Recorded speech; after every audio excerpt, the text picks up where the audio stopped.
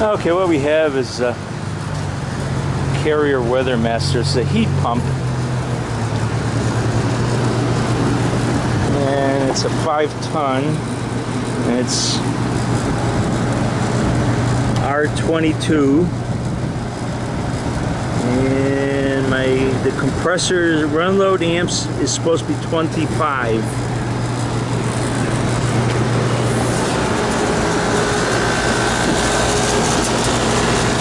A little bit of heat coming out of the condenser, but not that much. Let's see this. But my head pressure is 195. My suction is 102. It's an air conditioning mode. And I checking the temperature of the condenser coming off the compressor, the condenser line, the hot gas discharge line. It's 153. And after it, it's 143. It's 10 degrees cooler after the valve. So I'm guessing that the valve is leaking, causing the high suction pressure and the low head pressure. My suction line is about the same before and after. Not showing that much difference, maybe 1 degree at times.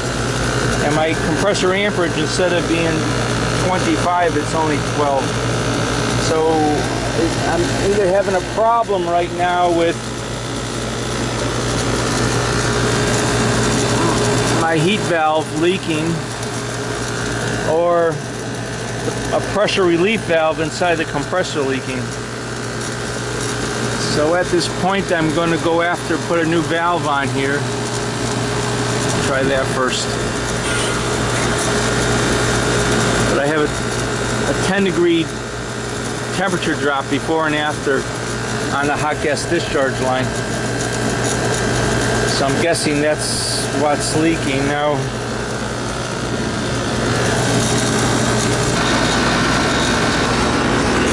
Okay, here I want to check the compressor, see if it's seating and holding. If it was a semi-hermetic compressor or a hermetic compressor, and they have valves in them, reeds, and sometimes the reeds crack, and you'll get incorrect suction pressures, and head pressure will be too low, and the suction pressure will be too high, like this is. Now this could be caused either by the three-way valve or leaking, not seating all the way, or the compressor not pumping 100%. It's, there's a leakage somewhere. There's a pressure relief valve in that also, but I don't believe this has reeds in it, and I'm not sure if it has. I haven't taken one of them apart yet. I don't believe there's discus or anything, reeds or anything like that in there. But what I'm going to do is, I've got it running now. My discharge temperature is 120, and my suction temperature is 61.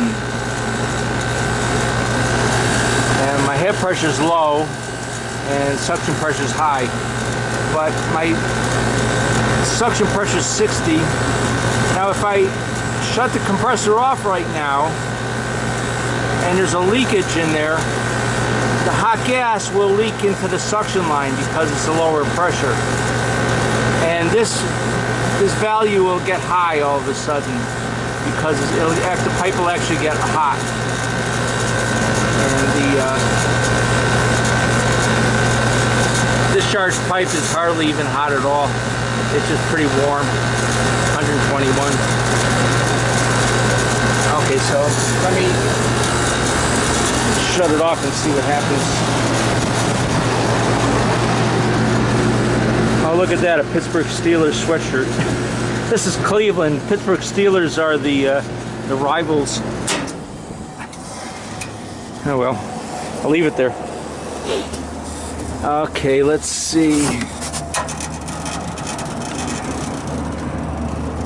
My suction temperature is holding pretty constant. If there was a serious leakage,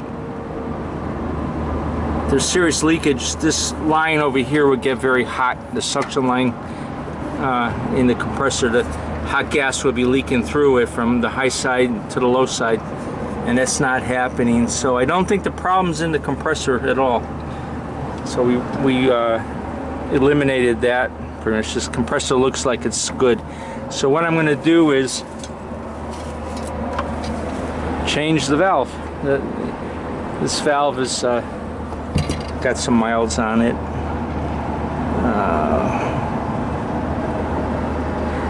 I think the system was put in 07. So it's got a few miles on it. Okay, let me get started. I got to reclaim the refrigerant, 22 out, and then I'm going to put 422 in the system because it's got alkylbenzene oil in it. So I'll put 422 in it to be safe. It's a small loop system. It's not like the evaporator's downstairs and oil has to return all the way up, but that's good. Okay, I'm reclaiming the refrigerant now. I've got the suction and liquid, suction and hot gas discharge connected here, and from here it goes into the inlet of the pump, out of the pump into the transformator, out of the oh, this is a condenser. Water absorbs heat 10 times faster than air does. That's why water-cooled condensers are so efficient. They're much smaller, and you see them on ice machines. They used to be common a long time ago. I saw one yesterday. It was from the 50s. It was still working. Then the liquid goes into the tank here, and I've got about 3 pounds so far.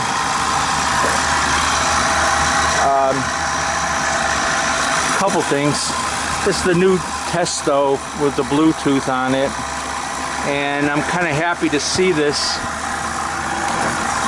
They fixed the bat ears. They made it stiffer here so that its tendency is to close, and it stays closed once you push it in. The other thing they did was there was O-rings in here, and these would swivel, and the downfall of that is you couldn't get the system into a low micron vacuum if you're going through your gauges. So I'm going to give that a try now. I don't know. I'm hoping they corrected the seats in here. One winter I had a problem with liquid refrigerant getting through the O-rings and dripping pretty bad. I'm guessing that they corrected that. I'll do a video. I'll pull a vacuum on it, see if I can get a good low micron on it. Now here's something that is one of the biggest problems that you'll run into in refrigeration and air conditioning over the years, and it's a big pain in the neck. And whenever you get fittings at a supply house, the guys will throw the fittings in a bin and dent them. Or when you order a part like this, the UPS will throw the box into the truck, and you'll get a nice dent like that. Isn't that horrible? Now, in the past, I've had to use needle nose pliers and bend it out and try to get it straight. I had a swedging tool that I could, it was a hammering swedging tool. But now I'm going to use my Hillmore.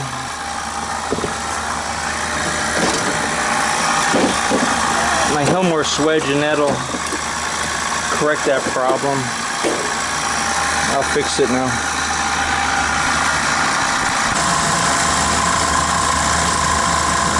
Okay, that's better than it was. I'll have to hit this with a file. I have to straighten this one out.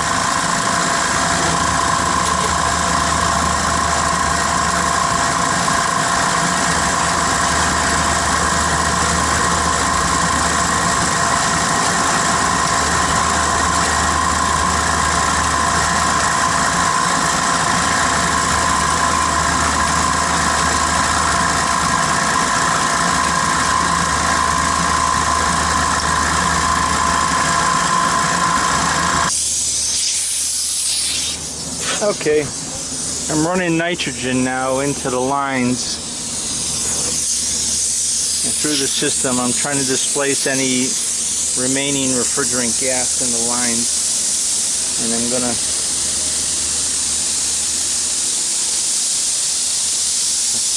unbraze this, and I don't want unnecessary carbonization in there. So this is pretty much the refrigerant and nitrogen coming out.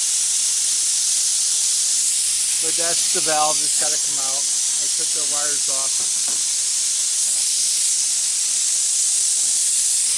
And I put the wires out of the way as much as possible. I put wet rags on everything. Okay, that's the old valve.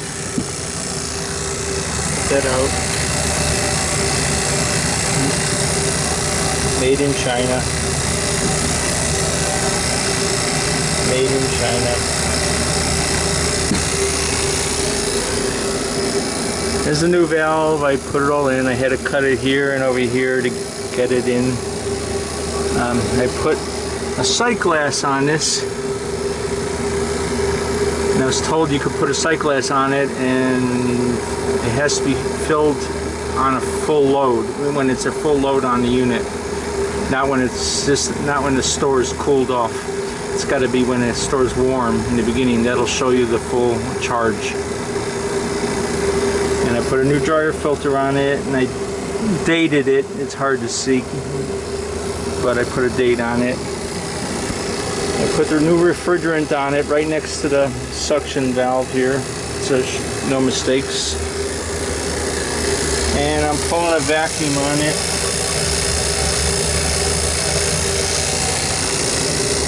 And it's coming down slowly. But that's where we're at right now. These are the new bat ears. They automatically kind of close themselves. They want to go closed. Kind of like that. The other ones were sticking out all the time. They kept falling out. These want to close, which is fine.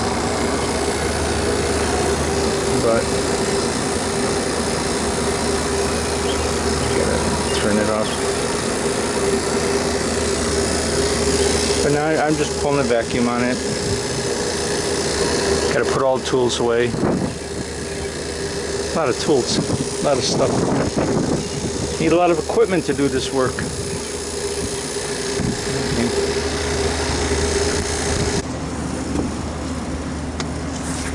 While I'm pulling a vacuum on it, I checked the belt and it's pretty loose.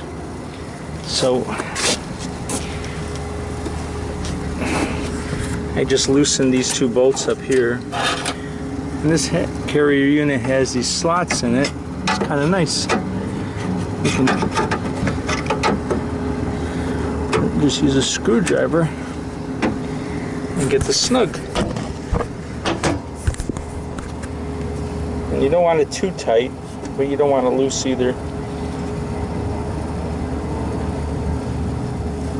I believe it's a 1/2 inch play is what you want. You just want it snug. You don't want to over tighten it, but you don't want to leave it loose either.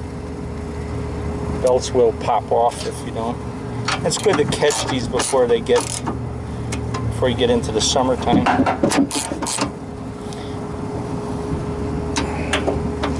And they got to be both of them snugged up. And that's good play there. That looks nice. This has to be on the same plane as this. If you ever change a motor and you put a new pulley on, you gotta. I usually use like a level or something flat to line that up and tighten it. This bracket looks pretty sturdy. Carriers had some brackets that were pretty flimsy and they would flex really bad. But this looks a little solid. I had one where the blower melted down. I mean, it just twisted all up and shredded. And I had to end up changing the shaft and bearings and a new pulley. But I had to take the whole unit out and this top was right down on top right here, so it was like really hard to get it out. I had to lift the top up, and the guy that installed it had put the return air duct sitting right on top of this, so I literally had to jack up the return air duct up to get this as many bolts as I could off of it, and then jack this up just enough to get the lip out. That was tough, but this looks pretty good. That's the evaporator. Okay, it's electric heat.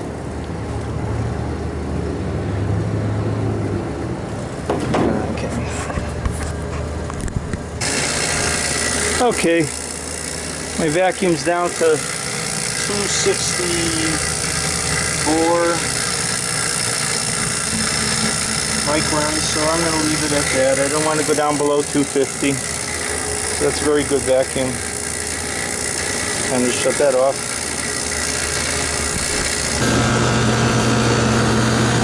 My air temperature today is 62. I'm going to have to come back and balance the charge out, the superheat. That unit calls for 18 pounds of R22. I put 18.3 in of this. But the good news is my suction, I'm testing the valve out before and after it. The suction line before and after is 1 degree different. And the discharge is 1 degree different. So that's the three-way valve worked out really good.